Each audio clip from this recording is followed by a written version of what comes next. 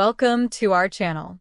Ariana Grande recalls dealing with PTSD plus grief, depression and anxiety in Sweetener and Thank You, Next Eras.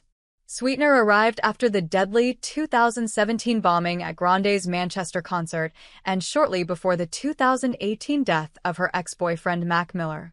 The process of making Sweetener and Thank You, Next was an emotionally taxing time for Ariana Grande.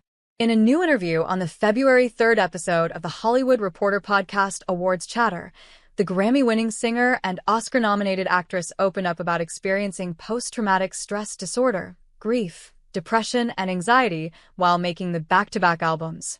Sweetener was released in August 2018 and marked Grande's first project following the 2017 bombing at the Manchester stop of her Dangerous Woman tour that killed 22 people and injured hundreds of others.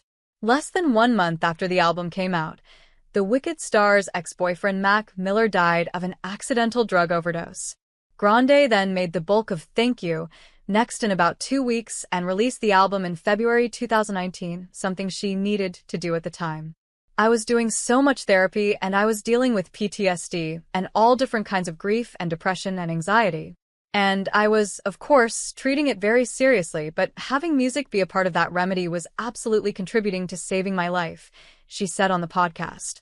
They were dark times, and the music brought so much levity, and so did the experience. But it poured out with urgency, and it was made with urgency, and it was a means of survival, she added. While the God is a Woman musician said her record label understood the need to make more music, the company was hesitant to move on from Sweetener so quickly because at the time that wasn't really something that people did. Unless it was rap music or hip-hop, it wasn't really a commonly done thing, explained Grande. And I just said, I don't really care about the formula. I don't really want to play by the rules at this moment because this is what I need from my soul. She continued, it felt really healing and freeing. It was just such a beautiful moment of connection. Maintaining a deep connection with fans has been one of the most beautiful pieces of the puzzle throughout Grande's career, she told Awards Chatter. Like meeting waiters at a restaurant who will tell me that they felt like they had a big sister in me because they didn't have a sister growing up and they're gay and they have felt like I was their sister and they could come out because I was there and made a silly song, she said. It's just really beautiful and I carry that with me, added Grande.